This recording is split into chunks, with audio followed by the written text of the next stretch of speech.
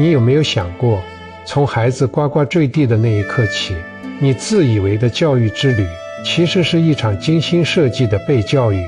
我们总说，父母是孩子的第一任老师，这句话听起来天经地义，却也悄悄埋下了一个巨大的陷阱。它让我们误以为，这场亲子关系里，我们是那个手握答案、负责塑造的上位者，而孩子只是一个等待被填满的空杯子。于是，我们倾尽所有，想把最好的知识、技能、价值观塞进去，生怕他走偏一步，生怕他输在起跑线上。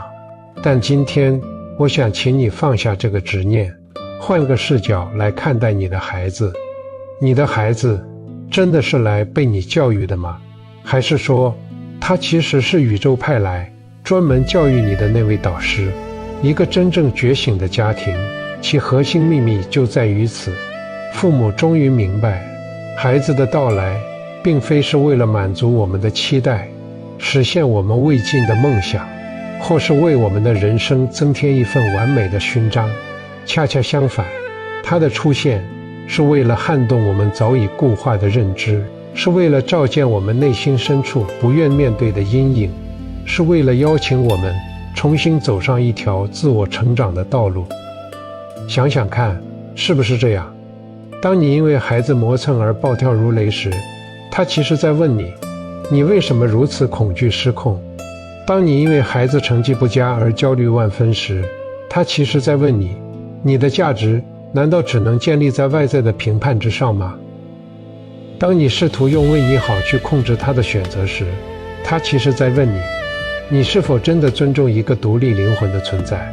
孩子就是我们内心世界最诚实的镜子，他不会说谎，也不会伪装。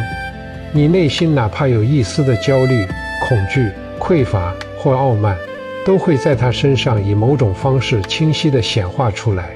他的每一次不听话，每一次挑战，甚至每一次犯错，都不是对你的冒犯，而是递给你的一面镜子，邀请你向内看，去看见那个真实的、有待成长的自己。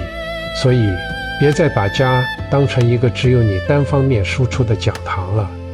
真正的家庭是一个道场，一个修行的场域。在这里，没有绝对的老师和学生，只有一对共同修行的伙伴。你的孩子就是那个被派来度你的人，他的存在本身就是一场深刻的禅修，逼着你去觉察，去放下，去爱。当你能真正看懂这一点，养育的重担就会悄然转化为成长的喜悦。你不再执着于去改变孩子，因为你明白，你唯一能改变的只有你自己。而当你开始改变，整个家庭的能量场都会随之流动、转化。亲子关系从来不是一场单方面的付出或对抗，而是一场深刻的双向的共修。你和孩子就像大海与波浪，大海看似平静深邃，但风一吹便会涌起波浪。孩子的每一次情绪起伏，每一次哭闹或沉默，都不是无缘无故的麻烦，他们更像是海面上的波浪，是你内心世界那些未被处理的情绪、未被满足的期待、未被疗愈的创伤所激起的回响。当你内心安稳如深海，孩子这朵浪花无论怎样翻腾，最终都会回归平静。但如果你的内心本身就是惊涛骇浪，充满了焦虑、恐惧和不安全感，那么孩子这朵浪花必然会更加汹涌，更加难以平息。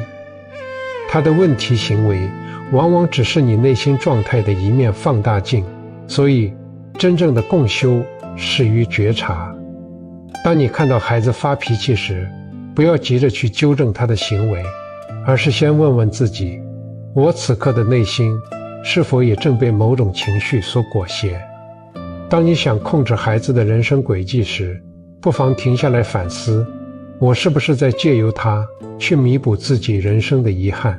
这场共修的核心是放下我执。我们总想把孩子塑造成我们心目中的样子，却忘了他本自具足，有自己的生命蓝图。你的任务不是雕刻家，而是园丁。园丁不会命令一朵花该如何开放，他只是提供阳光、雨露和肥沃的土壤，然后信任种子内在的生命力，让它按照自己的节奏长成它本来的样子。在这个过程中，你也在被滋养、被重塑。孩子的纯真会洗刷你被世俗沾染的功利心，他的好奇会唤醒你早已麻木的感知力，他的脆弱会教会你什么是无条件的爱与接纳。你给予他的每一分耐心与理解，最终都会以某种方式回馈到你自己身上。这种双向的流动就是共修的真谛。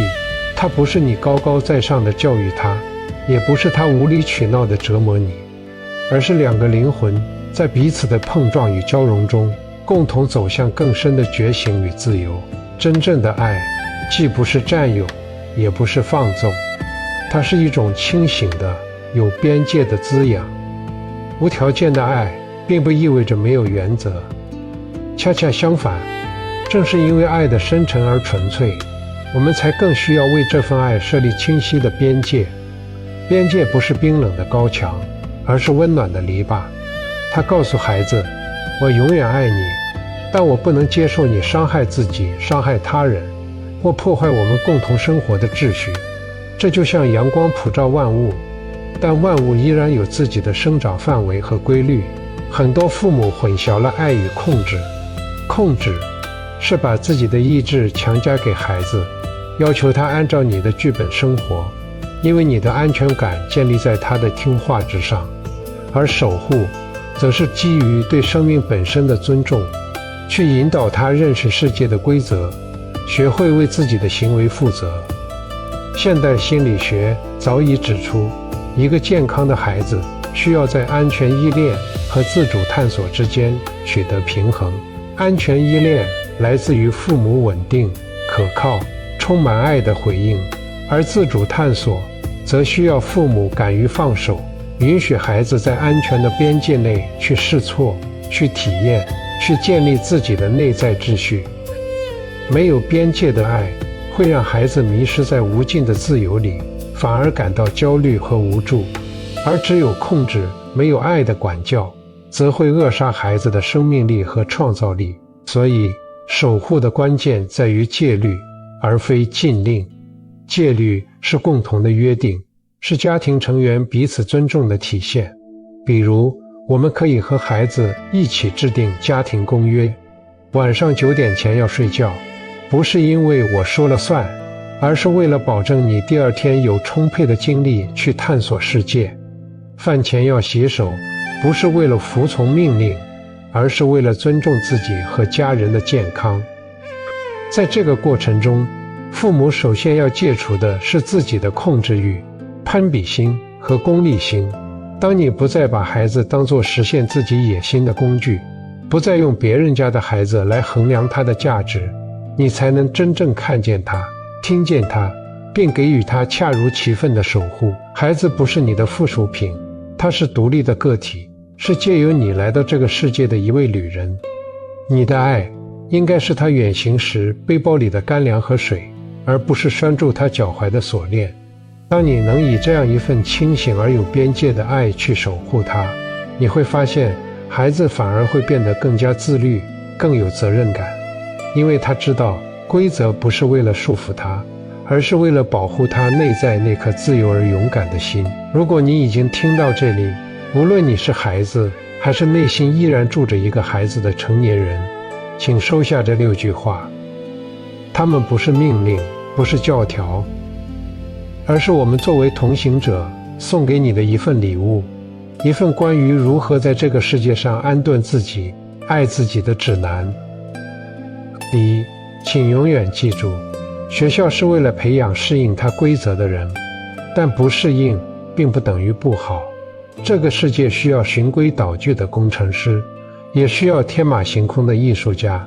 你的价值从不该由一张试卷、一个分数来定义。真正的成功往往诞生于那些敢于犯错、敢于走不同路的勇气里。第二，我们对你说的每一句话都带着我们自己的滤镜和期待，那不代表他们就是真理，更不代表你必须全盘接受。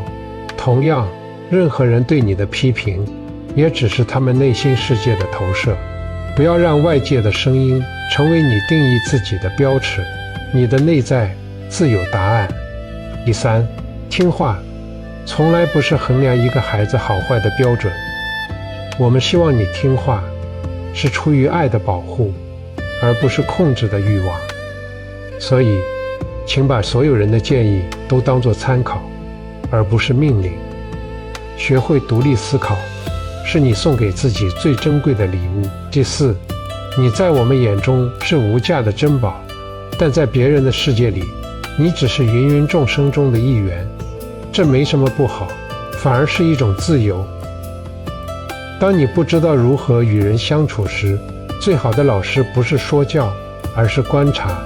去看看那些你欣赏的人，他们是如何尊重他人、表达自己、建立连接的。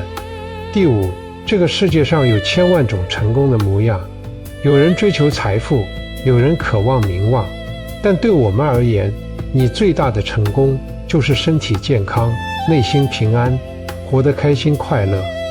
这份简单的期待才是我们最深的爱意。第六，也是最重要的一句，当我们情绪不好、生气或难过时，请千万不要把责任揽在自己身上。我们的情绪只与我们自己有关，与你无关。你可以选择安慰我们，但永远不必为此感到愧疚。你值得被爱，不是因为你做了什么，而是因为你存在本身。这6句话既是送给孩子的箴言，也是我们作为父母在这场修行中不断提醒自己的功课。因为只有当我们自己真正相信并活出这些信念，我们的孩子才能在一个充满安全感和自由的空间里，长成他们最真实、最丰盛的样子。家庭终究是一场双向奔赴的修行，愿我们都能在这场修行中彼此照亮，共同成长。订阅我的频道，一步见山，见自己。